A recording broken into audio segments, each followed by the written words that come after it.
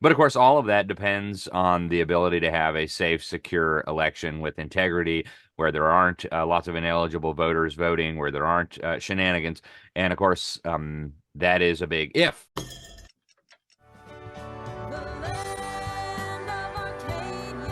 Well, hello there, my friends. Chris Marcus here with you for Arcadia Economics, and especially as we have the election now just about a month away, quite excited to be joined by one of my longtime favorite political commentators, as well as a reporter for the Liberty Sentinel, the New American, and a prolific author. Additionally, as I got to find out earlier this year down here in Florida, Alex Newman, also a great speaker. And with the, like I mentioned, with the election just a month away. Great time to check in with you, Alex. A lot has happened in the past couple of months. It seems like a lot of people have forgotten some of the unusual things that happened, but that's why it's quite fortunate, among many reasons, that you're here. And most importantly, how are you doing today, Alex? Doing great. Thank you for having me, Chris. Great to be here. Well, just to start off, we are now a month out. Maybe any overview of how you see the election shaping up, and we can dig into some of the policies from there that I think are concerning Americans. But maybe if you could give an overview of where things stand and anything you're expecting at this point. Well, it looks to me, Chris, that if we were to have an honest election, it would be a massive landslide for Donald Trump. I mean, even the establishment pollsters and modelers and even liberals are now looking at models that show Trump winning an enormous victory in the Electoral College. But of course, all of that depends on the ability to have a safe, secure election with integrity, where there aren't lots of ineligible voters voting, where there aren't shenanigans. And of course, that is a big if, right? We have all kinds of problems happening all across the country. And a lot of states are taking action. And North Carolina just became the latest state. They purged 750,000 ineligible voters from the rolls. But in speaking with election officials and election experts from across the country, there's still a whole lot more that needs to be done. Trump and the Republican Party's Arizona election integrity lawyer just resigned in Arizona just a few days out from some very, very critical developments. So that's going to be a big question. Now, I think we're actually going to be heading into one of the roughest election seasons in our country, Chris. If you look at how this is shaping up, I think it will be significantly more turbulent than 2020, no matter how it shakes out. And I think there are very, very powerful forces that want to stop Donald Trump at all costs. And there's kind of a convergence of different factions and special interest groups that are now basically in a do or die moment, right? Like if you look at the globalist movement, they recognize that Trump is potentially an existential threat to the pet project they've been working on for multiple generations now. And so they have to stop him. I just got back from a major UN meeting, and I can't even tell you how paranoid these people were about the possibility of a second Trump term in light of what he did during his first Trump term, getting us out of the UN Education Agency, getting us out of the UN RWA, getting us out of the Paris Agreement, getting us out of all these different UN organs, all these different agreements, stopping the global compact on migration, slapping sanctions on the International Criminal Court for their fake investigations of Americans. So there's a lot of concern at the international level. And of course, with the big crony corporations that depend on government largesse, there's a lot of concern that Trump may come back. And of course, the national security establishment, the warmongers, the people who profit based on perpetual war, they're quite concerned. And so I wouldn't put anything past them. Right? We know it during the 2020 election. The George Soros worked with the Podesta brothers to come up with the Transition Integrity Project, where they tried to forecast all the most likely scenarios. And the only scenario that had an unambiguous, clear, unassailable, undeniable victory for Donald Trump, they said, well, hey, we should have California, Oregon, and Washington secede from the Union and demand all kinds of crazy reforms of the Constitution and abolishing the Electoral College and send out the terror mobs to burn down the big cities. And I think we can expect things like that crazy, if and when he does win. And there's also, I think, an effort to bring about a poly crisis, either before or after the election, which the World Economic Forum used that term in 2023. It's basically the convergence of multiple significant crises simultaneously. So maybe a dollar crisis, a stock market crisis, a real estate crisis, environmental crisis, political crisis, World War III crisis, you name it, all merging into maybe even a cyber pandemic, or as Klaus Schwab would say, a cyber pandemic. This would make Is a and COVID would make us Alex, more disturbance. just real quick, is there already a page that documents that, similar to what we saw for Agenda 201 ahead of the last crisis? Well, the World Economic Forum put out an article on their website in early 2023, back in January of 2023, talking about a poly crisis. And the World Economic Forum has been doing training exercises similar to Event 201, but on other issues for quite a while now. And actually on each of these fronts, right? So Klaus Schwab and the World Economic Forum participated in what they called Cyber Polygon, where Klaus Schwab talked about the possibility of a cyber pandemic that would knock out the electrical grid, communications, the internet for, I don't know, a week, 2 weeks, a month, a year, who knows? And he said this would make COVID look like a small disturbance by comparison. And of course, the World Economic Forum joined forces with the Bill and Melinda Gates of Health Foundation.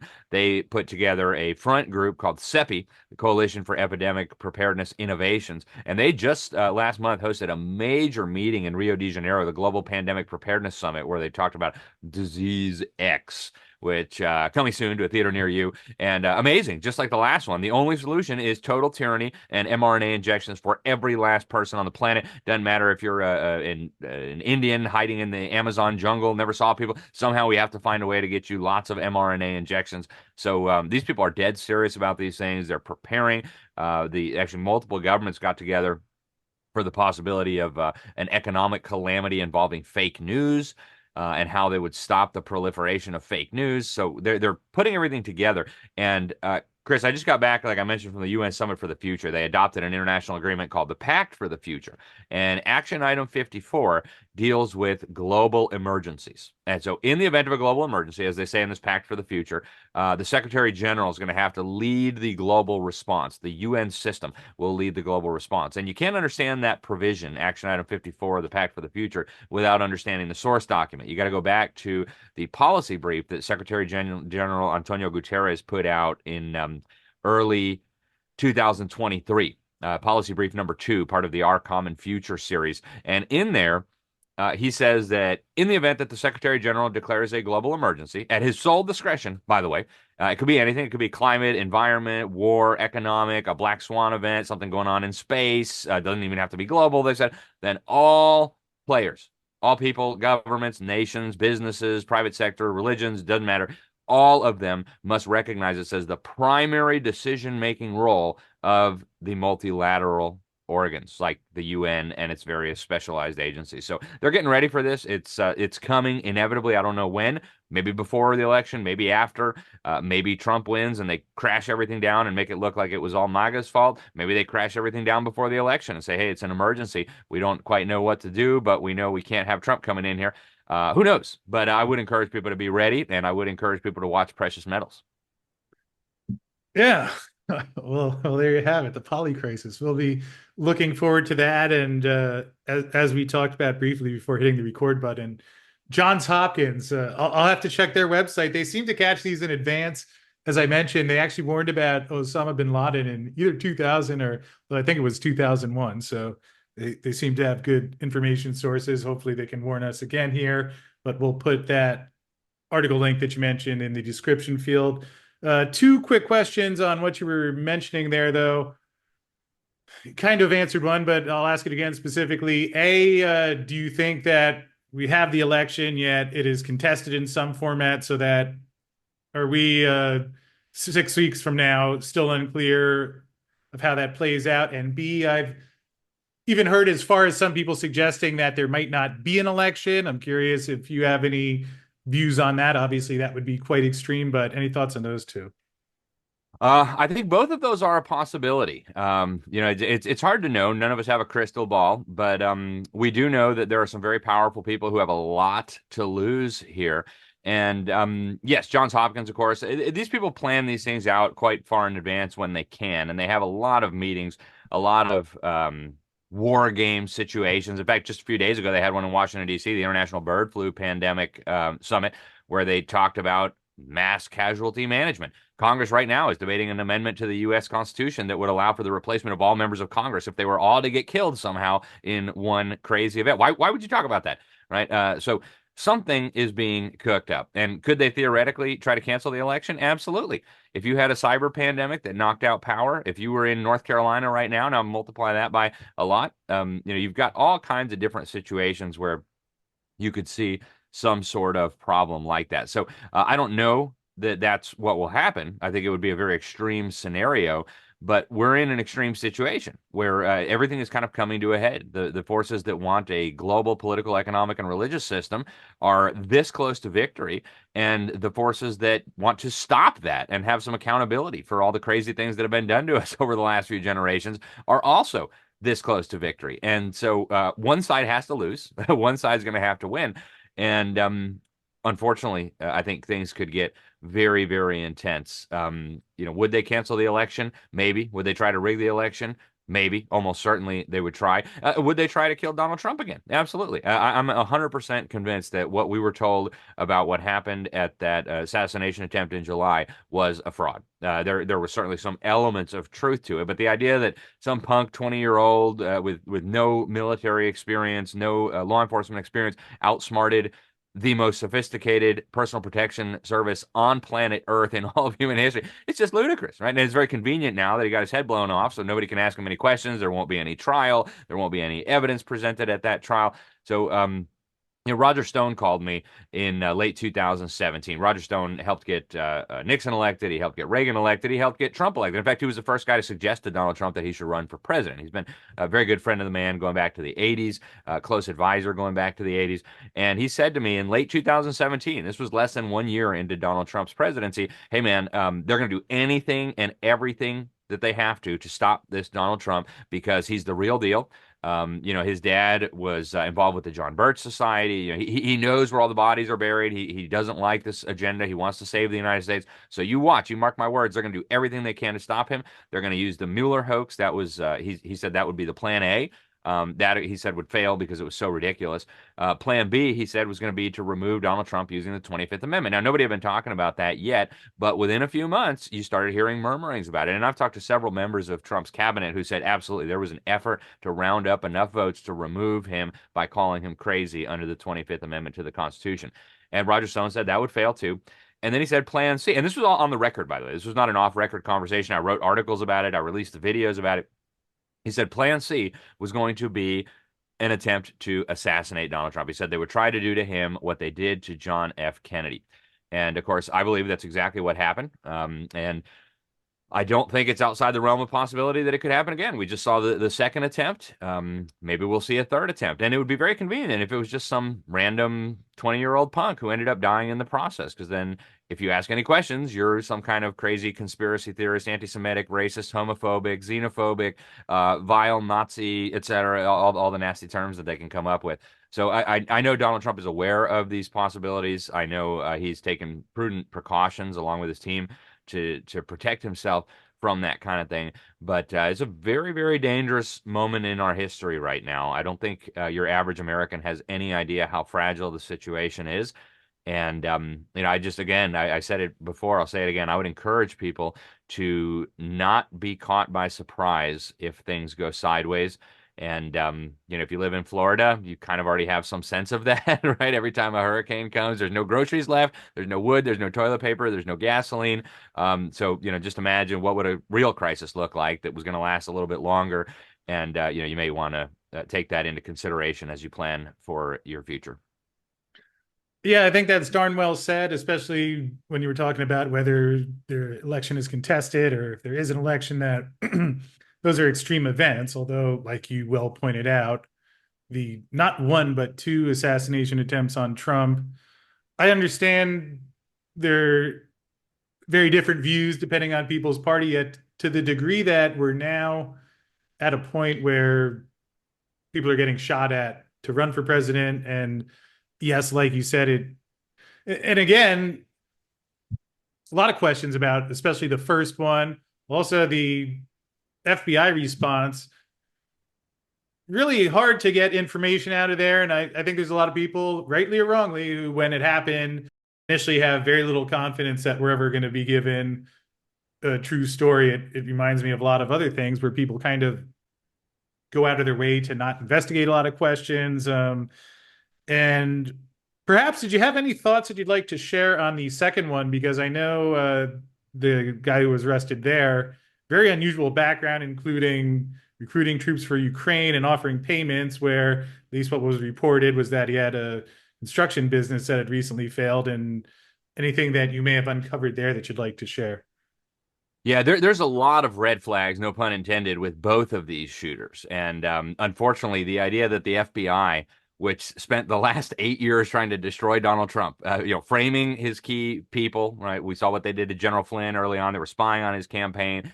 Every possible thing they could do to try to destroy him, and not just him, his whole inner circle, the key members of his administration, his national security advisor, his China advisor, his trade advisor, his special advisor, Steve Bannon, who's right now sitting in a jail cell. His campaign manager, Paul Manafort, who also ended up in prison. I mean, the idea that these people who clearly and obviously spent the last 8 years viciously trying to destroy this man and his family and his inner circle can now be trusted to lead the investigation into the attempted assassination is so outrageous. It's hard to believe that they're seriously proposing this with a straight face. So what we need here is obviously a select committee from Congress to investigate these questions.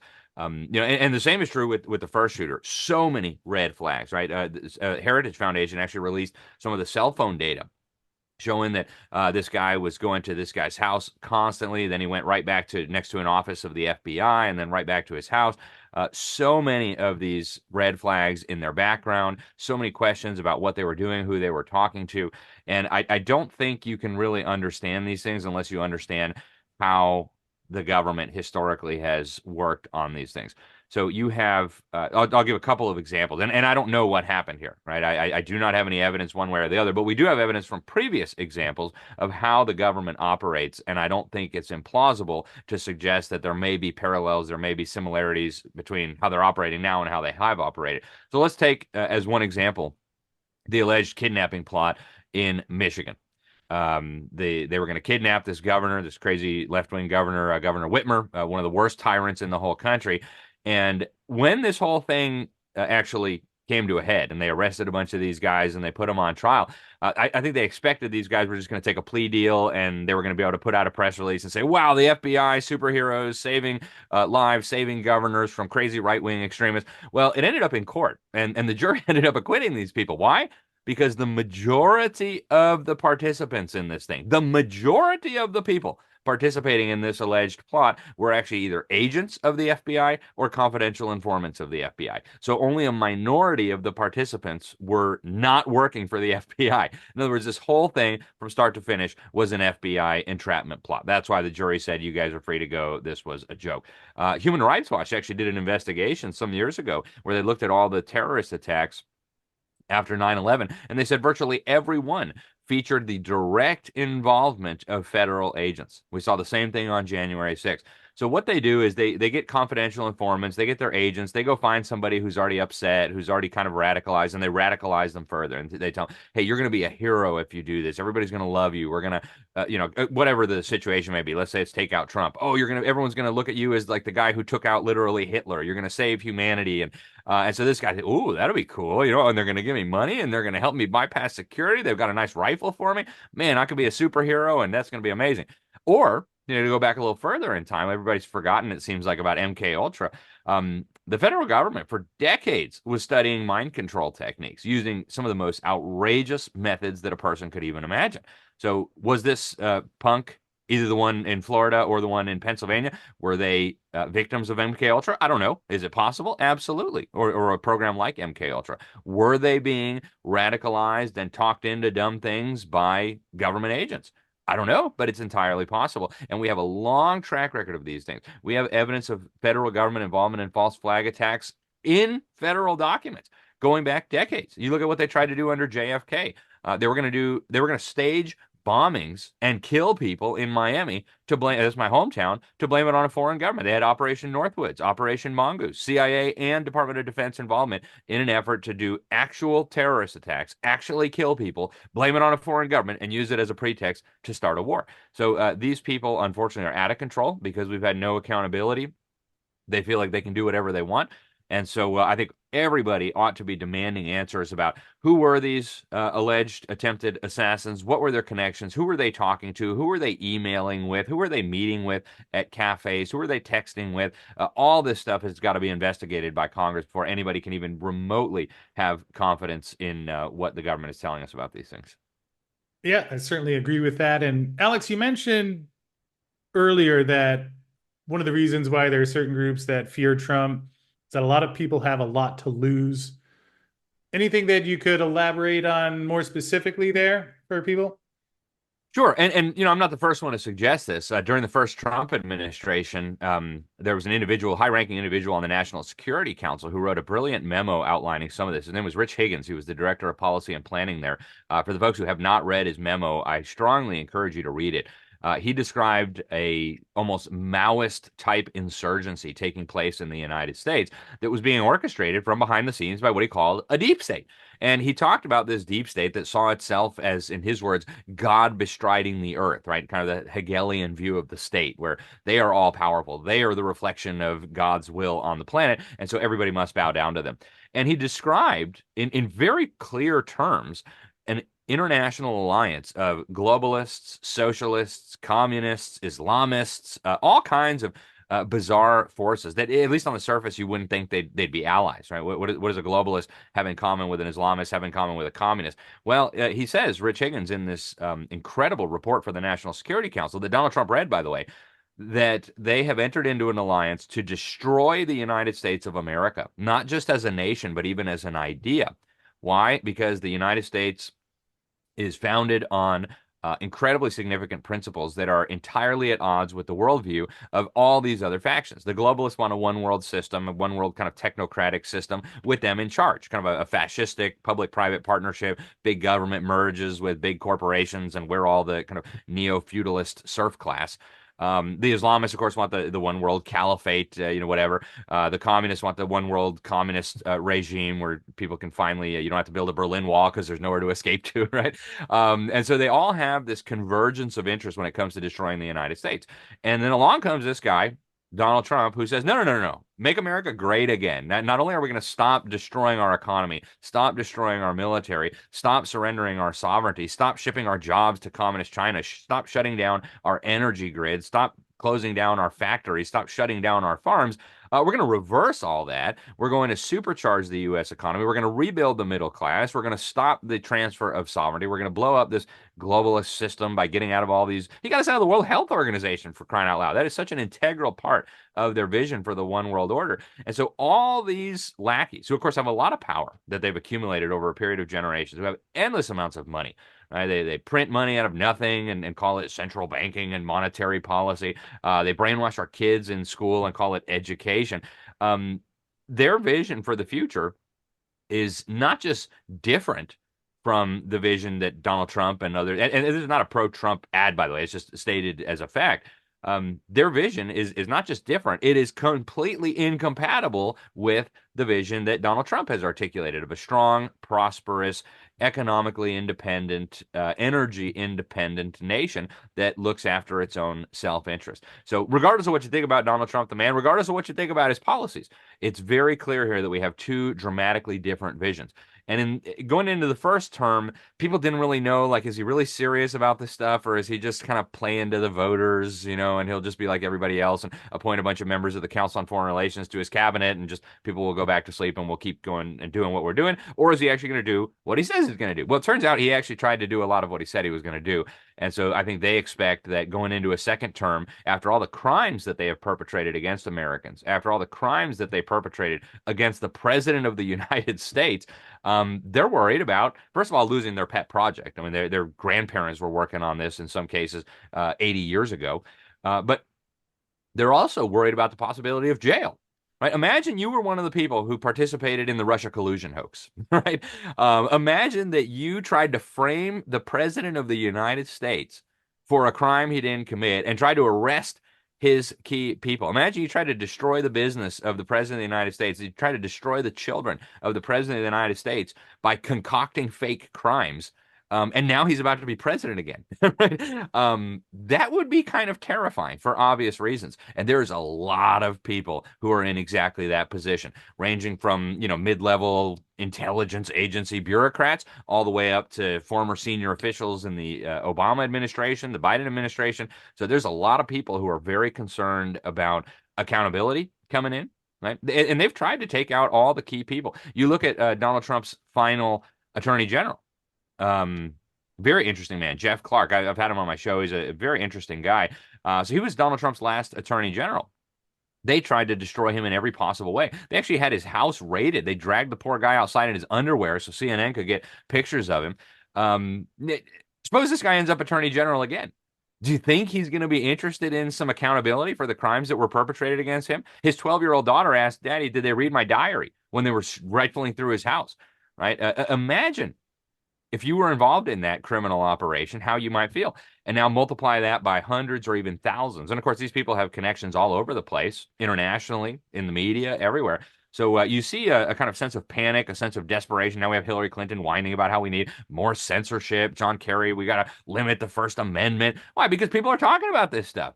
And they are absolutely petrified. And they should be petrified, frankly. I mean, it's after what they've done, even the prospect of accountability and justice ought to terrify them and ought to keep them up at night.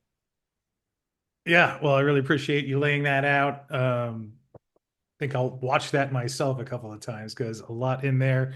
Alex, I have three last ones. You can let me know how we're doing on time and perhaps go quickly if need be. But three final things I think would be great for people to hear. Any insight you have.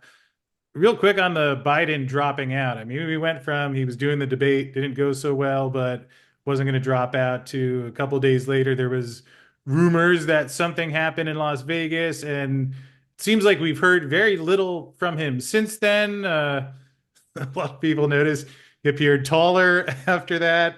Any thoughts on where he is or what happened there? Well, I don't know for sure, but I do know for sure he was the victim of a coup. And I know it was involuntary. He did not want to step aside. He was essentially set up to be forced to step aside. Nobody with any sense can believe that Joe Biden's handlers didn't realize that putting him on TV like that was going to be a disaster. They knew what was going to happen. They knew he was going to make a total fool of himself. They knew that the big newspapers like the New York Slimes were going to start beating the war drums and saying, hey, he's got to step aside. But I think there's a number of reasons why they did it that way. For one, they had to have him win the primary so that they could sneak in Kamala Harris. They know very well Kamala Harris wouldn't have won a primary. I mean, she's about as popular as head lice. She was in the single digits in her own state during the last primary election. There was absolutely no way, no matter how much lipstick you put on that pig, there was no way the voters were going to go for it. But that was who they wanted in there. That was their next puppet in line to the throne. And so that was one mechanism to do that properly. I actually feel really bad for Joe Biden. Setting aside, of course, the treason, the betrayal of our country, the money from the communist Chinese, all the corruption, all the destruction he has wrought on our country. Setting all that aside for a minute, you got to feel kind of bad for the guy. He was removed from power involuntarily by his own minions. And so this is the deep state in action. I have seen some of those reports about, is it even Biden? Has it got to double? I don't know for sure one way or the other, but by the way, everybody needs to understand that all presidents have doubles. It's not an unusual thing. What is unusual maybe is to have them come out and give a speech. So we'll see what happens with that. But, we live in very strange times. So I would encourage people to kind of overlook their normalcy bias and recognize that we're being lied to on such a massive scale. It's very difficult for a normal person to comprehend. And so be prepared for even crazier things in the weeks, months, and years ahead. Can't wait. Well, with Right. that said, we'll go to question number two. Obviously, as some of the economic policies on both sides have come out, we have Kamala Harris. This really concerns me. The price controls in the supermarket. Won't go into the economics behind that, but here, 6,000 tax credit to parents of newborns. Meanwhile, on the Trump side, we've had JD Vance talking about wanting a weaker dollar. And also, there have been reports of Trump's team also looking at dollar devaluation. So I'm guessing in either case, we're probably not going to see inflation. I don't know if we're ever going to hit the 2% mandate the Fed has, but certainly to the degree that I think those are things on people's minds. Any comment on the economics, and if you want to touch on how that affects gold and silver as well? Yeah, so these things that Kamala Harris and her people are saying are absolutely bat poop crazy. And again, I encourage people to understand they're not stupid. Okay, it's totally acceptable to go on Fox News or to go in the Wall Street Journal and say, "Wow, these people are so stupid. Wow, these people are so dumb. Wow, they're so incompetent." Look, they're not. Okay, the people behind the scenes telling them to say these things are absolutely positively brilliant, and they know exactly what price controls would cause. They would cause Venezuela, right? We've seen this movie before. How many times, right? When you put in price controls, the shelves are suddenly empty and nobody can get anything. We've seen that in this country. Go back to Nixon, right? The price controls on oil. These things always end in disaster, and the people pushing them know that very well. It is part of the agenda to destroy the United States. As for the weaker dollar, proposed by J.D. Vance and Robert Lighthizer. I'll start by saying Robert Lighthizer is a snake. I strongly urge Donald Trump to avoid this man like the plague. He's actually the guy who negotiated this disastrous USMCA agreement that betrayed Trump's voters, that undermined his promises to preserve our sovereignty. So I would urge Trump to stay away from this man. He's a member of the Council on Foreign Relations. He is a snake. He is not America first. He is not in line with what Donald Trump has been advocating. And so, in the strongest possible terms, I would urge Trump and the transition team to avoid this man like the plague. But dollar devaluation, what they're working on, and Robert Lighthizer is absolutely part of this plot, regardless of if he talks MAGA because he wants a spot in the administration. What they're working toward is convergence. They want to see a convergence of East and West. They want to see a convergence of what used to be known as the free world, Christendom, the West, with the East, with Russia, with China, with South Africa, with Brazil, so that we're all kind of on a level playing field of fascistic tyranny and poverty and dependence. And part of that is undermining the dollar, the American economy, and destroying the American middle class. So I don't trust J.D. Vance either. I'm sure a lot of thought went into this, and I don't know. I'm not privy to the behind-the-scenes discussions. I would not have chosen him, certainly. But Robert Lighthizer is a snake. But there's no question that we're going to see a weaker dollar. They've printed trillions of dollars. Unfortunately, Donald Trump has not even suggested that we're going to be trying to rein in this out-of-control spending from Congress. So the weaker dollar is baked into the cake. And I mean, you don't have to be an economist to recognize what that's going to do to the price of metals. I'm very bullish, of course, on metals, silver, gold, pretty much out of the stock market at this point, except for some mining stocks, and went and got a kilo of silver the other day. So I do think that all of these economic trends, regardless of who ends up in office, Trump, Kamala, whatever, doesn't really matter. We see the central bank buying of the metal. I think the fundamentals for the price of metals are very good. And I still believe, Chris, and you and I have talked about this a little bit, I still believe the price is being massively suppressed by the central banks of the world, by the mega banks of the world. And I don't know that they can continue that in perpetuity. In fact, I think they're actually getting ready for a new monetary system. Well, I don't think, I know they've been working on it for decades now, where you would move away from the dollar as the global reserve toward an international currency, maybe formalizing the role of the special drawing rights as an international reserve asset, make it an international reserve currency, as the Communist Chinese have proposed and as key members of Obama's administration supported. So, yeah, I'm definitely bullish on metals. And I would encourage people again to just look at the trends that we're seeing with the dollar, look at the trends that we're seeing across the board, and to me, it's pretty clear where this is all going. Yeah, and of course, we have the BRICS meeting now this month, where they've been talking a lot, confirmed by Putin that they're looking at different arrangements. One proposal called the unit, which we'll see how that factors in. Alex, the last thing before I let you run, Trump has said that if he's elected, we'll have the war in Russia done a day later. Do you think that is something, maybe not a day later, but that will change? Obviously, it has not gone well under the Biden regime. I'm not sure it's fair to say Kamala will do the exact same thing, although probably not an unreasonable expectation. Is there any chance that if Trump wins, we do see some resolution to that? Well, there are very powerful vested interests that want to perpetuate this war, regardless of who's in the White House. So I actually think it's a very real possibility that we'll see an expansion of these wars, not because Trump wants it, but because the very powerful forces that we talked about earlier, that actually I covered extensively in my book, Deep State, the Invisible Government Behind the Scenes, want war. They recognize, the State Department commissioned a report back in the 60s by Lincoln Bloomfield, where it was called The World Effectively Controlled by the United Nations. And they said the fastest way to get to a world run by the UN is to use war and the threat of war. So a nice World War III, maybe involving nukes, would be a very good way to put Trump on the defense.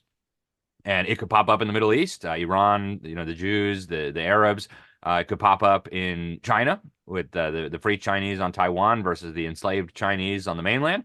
It could pop up with Russia, Ukraine, and people haven't been paying close enough attention. The Russians are now openly saying, if you guys keep this up, we're going to nuke you, and World War III is going to be on your shores.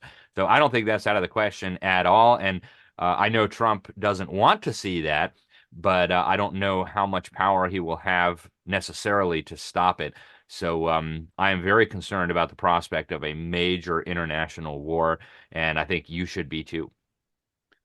Yeah, when you follow the news, it's coming out regularly. Certainly is not ideal. But Alex, fortunately, we have you to keep track of a lot of these things and dig into them. Incredible interview here. And perhaps before we wrap up, you could just let people know where they can find you to stay up to date on the things you're putting out. Well, thank you so much, Chris. So you can sign up for my newsletter. It's free at libertysentinel.org. We send it out twice a week, absolutely free, never sell it to anybody, nothing like that. And then also at thenewamerican.com, I serve as senior editor at the New American magazine. People can sign up for our daily headlines for free. People can also get the print magazine. We're always many, many years ahead of the fake media. So encourage people to sign up for those things. And my new book, Indoctrinating Our Children to Death. It's about what they have done to our children, what they are doing to our children, the history of this system. It's been endorsed by great Americans, Kirk Cameron, General Michael Flynn, Alex Jones, Pete Hegseth, co-host of Fox and Friends. Lots of really, really great Americans. So I would encourage people to check that out, especially if you have children, grandchildren, or young people in your life that you care about. So Yeah, and I'll put the links to all of those in the description field below as you do great writing. I was quite an honor to meet you in person a couple months back and get my signed copy of Deep State, Invisible Government Behind the Scenes. So, Alex, appreciate all that you're doing. You provide a lot of good information to people. And anyway, we'll have to catch up and do this soon. But I think ultimately this is going to be helpful for people as we see whatever unfolds over the next month. So, thank you, my friend. thank you, Chris. Really appreciate it. Great to see you, and hopefully we'll talk soon.